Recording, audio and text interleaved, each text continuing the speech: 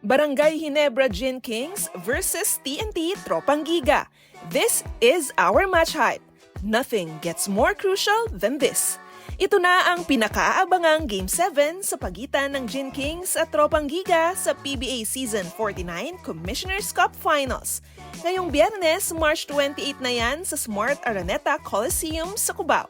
Siguradong all-out si Ginebra resident import Justin Brownlee na patuloy na naglalaro sa kabila ng kanyang dislocated right thumb na nakuha niya noong Game 3. Nag-step up sina Jamie Malonzo at Scotty Thompson buhat ng inspirasyong dala ni Brownlee sa barangay sa kahanga-hanga niyang paglaban sa kabila ng iniinda.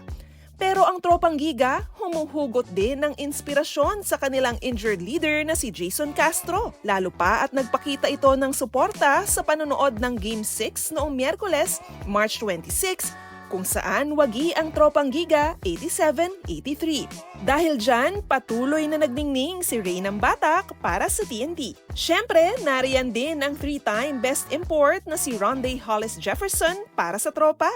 Makuha kaya ng TNT ang ikalawang sunod na title nito ngayong season o ang ikalabing-isa nito overall o ang Ginebra kaya ang makoronahan sa ikalabing-anim na pagkakataon? For more on this match hype, check out onesports.ph.